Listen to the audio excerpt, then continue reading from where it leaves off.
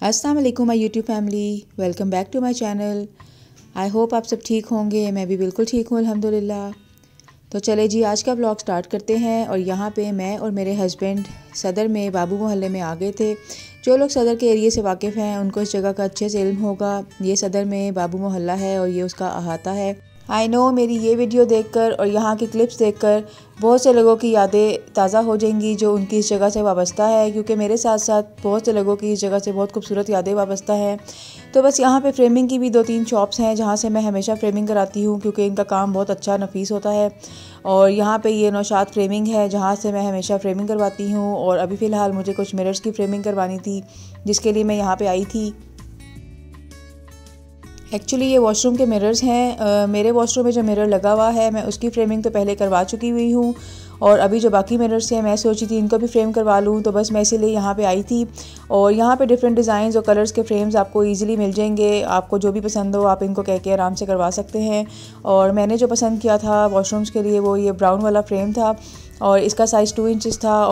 और एक मिरर मैंने कॉरिडोर में भी लगाया हुआ है। ये एक लॉन्ग मिरर है और इसके लिए मुझे ब्लैक फ्रेम चाहिए था। तो बस ये जो राइट वाला फ्रेम आप देख रहे हैं ये मैंने इस मिरर के लिए पसंद किया था। और इन्होंने हमें जो है वो 1 to 2 डे का टाइम दिया था कि ये इस दौरान हमें रेडी कर देंगे। और इनका काम बहुत अच्छा और नफीस होता है। मुझे कभी भी इनके काम से कोई भी शिकायत नहीं होती है। तो मैं बस इधर उधर जाने के बजाय सीधा इसी शॉप पे आती हूँ। यहाँ से फ्री होने के बाद हम एक और शॉप पे चले गए। वहाँ से हमें अपने रूम के लिए सीलिंग फ़ैन लेना था।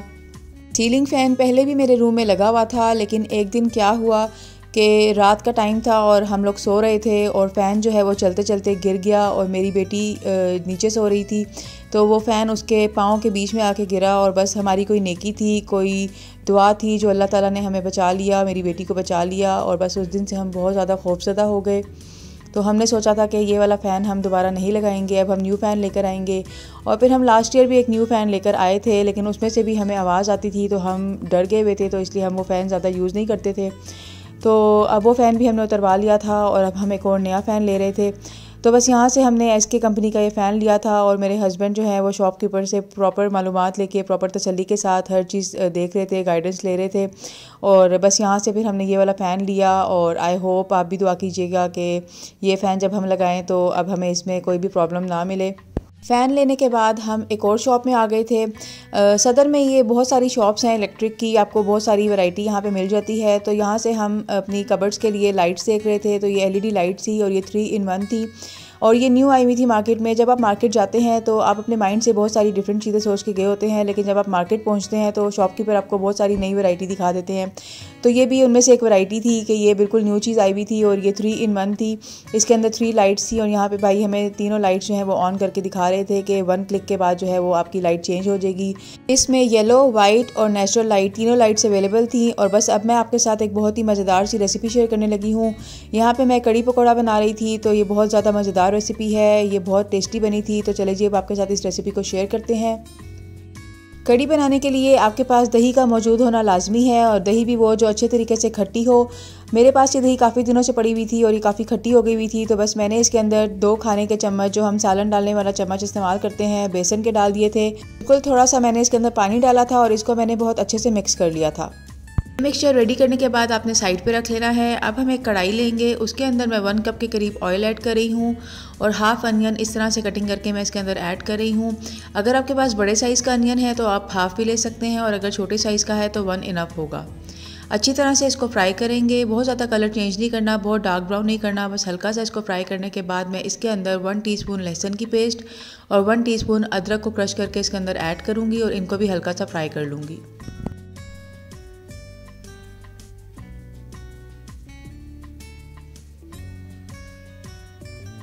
अब मैं इसके अंदर 1 अदद टमाटर कट करके ऐड करूंगी और इसका भी मैं अच्छे से फ्राई करके मसाला बना लूँगी। कड़ी बनाने के 2 से 3 तरीके होते हैं, हर कोई डिफरेंट तरीके से बनाता है, लेकिन मैं इस तरीके से बना रही हूँ। इस तरीके से बहुत अच्छा टेस्ट आता है और कड़ी बहुत जायकेदार और मज़ेदार बनती है।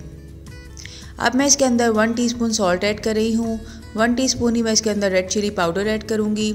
हाफ़ टीस्पून मैं इसके अंदर हल्दी का ऐड करूँगी। 1 टीस्पून के करीब मैं इसके अंदर ज़ीरा ऐड करूँगी। हाफ़ टीस्पून के करीब मैं इसके अंदर सूखा धनिया ऐड करूँगी। साथ ही मैं इसके अंदर half tea spoon red crush chillies add करूँगी। अच्छी तरह से इसको मिक्स करने के बाद मैं इसका मसाला अच्छे से भून लूँगी ताकि मसाला अपना ऑयल छोड़ दे और मसाला बिल्कुल रेडी हो जाएगा। और ये तमाम मसालों की क्वांटिटी आपके अपने टेस्ट पे डिपेंड करती है, आप अपने टेस्ट के हिसाब से इसको ऊपर नीचे कर सकते हैं।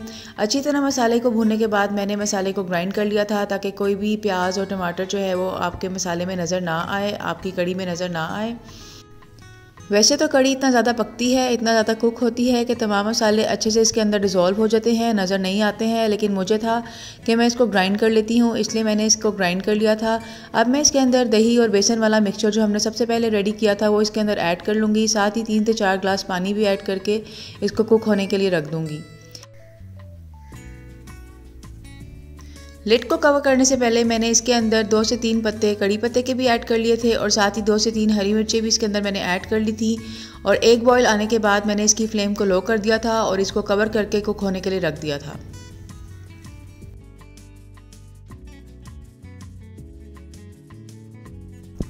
अब हम कड़ी को पकने देंगे बिल्कुल लो हीट के ऊपर और साथ ही यहाँ पे हम पकौड़ों का मेज़ा भी रेडी कर लेते हैं। इसके लिए मैंने 3 अदद आलू ले लिए थे और इनको मैंने इस तरीके से बारीक बारीक काट लिया था। साथ ही मैंने 2 अदद प्याज ले लिए थे, इनको भी मैंने बारीक बारीक काट के इसके अंदर ऐड कर लिया था। कुछ हरी मिर्चें और साथ हरा धनिया भी मैंने वॉश करके कट करके इसके अंदर ऐड कर लिया था। अब मैं इसके अंदर हस्बे ज़रूरत सॉल्ट, रेड चिली पाउडर, सूखा धनिया, ज़ीरा, क्रश चिलीज़, अजवाइन और थोड़ा सा चाट मसाला ऐड करूँगी।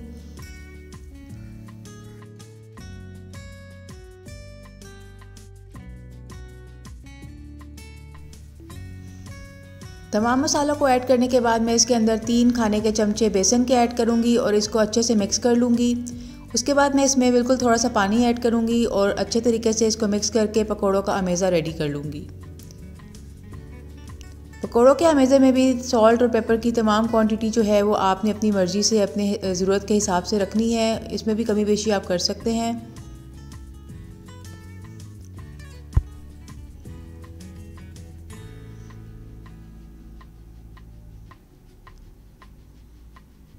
चलें जी, पकौड़ों का मेज़ा हमारा रेडी हो गया है। साथ ही मैंने कढ़ाई भी रख दी थी, ऑयल गर्म होने के लिए रख दिया था। साथ साथ कड़ी भी पक रही है, लेकिन आपने कड़ी को बिल्कुल भी इग्नोर नहीं करना, आपने साथ साथ इसके अंदर चम्मच हिलाते रहना है क्योंकि इसमें बेसन डला हुआ है। तो ये ना हो कि आपकी कड़ी नीचे लगना शुरू हो जाए, तो वक्तन फ़वक्तन आप इसके अंदर चम्मच हिलाते रहें और इसको मिक्स करते रहें। अब हम यहाँ पे पकोड़े रेडी कर लेते हैं। पकोड़ों का साइज़ आपने बहुत छोटा छोटा रखना है, कड़ी में बहुत ज़्यादा बड़े पकोड़े अच्छे नहीं लगते हैं, थोड़े छोटे साइज़ के हों तो वो अच्छे लगते हैं क्योंकि कड़ी के अंदर जाने के बाद भी वो थोड़े से साइज़ में बड़े हो जाते हैं।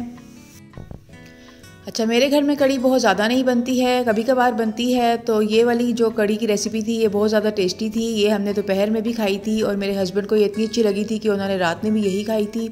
तो आप भी ज़रूर इस रेसिपी को ट्राई कीजिएगा और मुझे बताइएगा कि आपको ये रेसिपी कैसी लगी है और ये कैसी बनी है। आप लोगों में से किस किस के घर में कड़ी बहुत ज़्यादा बनती है और आप लोग किस तरीके से बनाते हैं, मुझे ये ज़रूर बताइएगा कमेंट सेक्शन में। और ये भी बताइएगा कि जब जब पकोड़े बनते हैं तो इनके ऊपर कौन सबसे पहले हाथ साफ़ करता है, क्योंकि जब मेरे घर में पकोड़े बनते हैं तो ये तो आते जाते खाए जाते हैं और कड़ी में डालने से पहले ही काफ़ी ज़्यादा क्वांटिटी में कम हो जाते हैं। ये देखें, मज़ेदार से पकोड़े रेडी हो गए हैं। ये देखने में ही इतने अच्छे लग रहे थे और ये टेस्ट से भी बहुत ज़्यादा टेस्टी बने थे और इनको यहाँ पर देख के ही मेरे मुँह में पानी आ रहा है।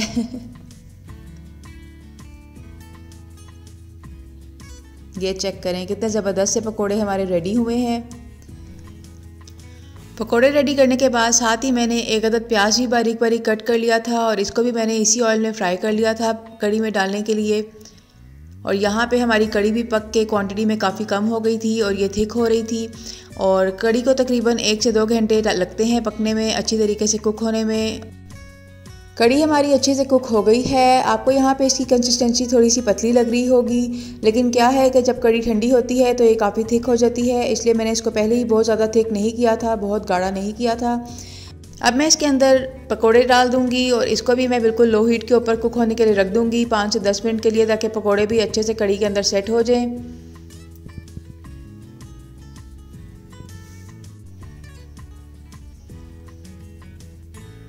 इस दौरान हम कड़ी के लिए तड़का रेडी कर लेते हैं। यहाँ पे मैंने पैन के अंदर थोड़ा सा हाफ़ कप के करीब ऑयल ले लिया है और मैं 1 टीस्पून इसके अंदर ज़ीरा ऐड कर लूँगी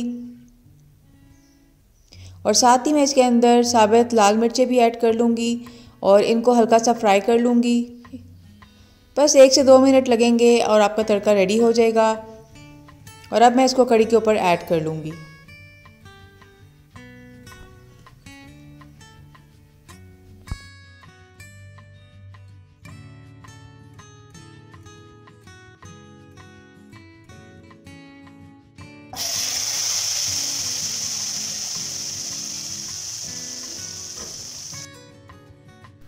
आप मुझे बताइएगा कि आप में से कौन कौन तड़का इस तरीके से डालता है, क्योंकि जब तड़के की ये आवाज़ आती है तो मुझे तो बहुत ही ज़्यादा अच्छी लगती है। यहाँ पे फाइनली कढ़ी हमारी रेडी हो गई थी और अब मैंने इसको डिश आउट कर लिया था। अब मैं इसको प्याज से और धनिया और हरी मिर्चियों के साथ जो है वो गार्निशिंग कर लूँगी। और यहाँ पे मैंने वाइट राइस भी बॉईल कर लिए थे, क्योंकि कढ़ी के साथ राइस ना हो तो कढ़ी का मज़ा बिल्कुल भी नहीं आता। मज़ेदार सी कढ़ी हमारी रेडी हो गई है। और यहाँ पे मेरी बेटी के आजकल मिड टर्म्स चल रहे हैं, मैं बहुत ज़्यादा मसरूफ़ हूँ, इसीलिए काफ़ी दिनों के बाद मैंने वीडियो अपलोड की है।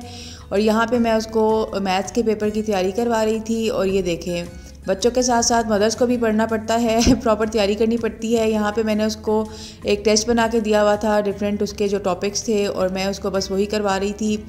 और आप मुझे बताइएगा कि किस किस के जो है बच्चे हैं उनके मिड टर्म्स हो रहे हैं, एग्ज़ाम्स हो रहे हैं, या आप लोगों के बच्चों के एग्ज़ाम्स हो गए हैं। बस यही था मेरा आज का ब्लॉग। आई होप आपको बहुत अच्छा लगा हो। अपना ख्याल रखिएगा। अल्लाह हाफिज़।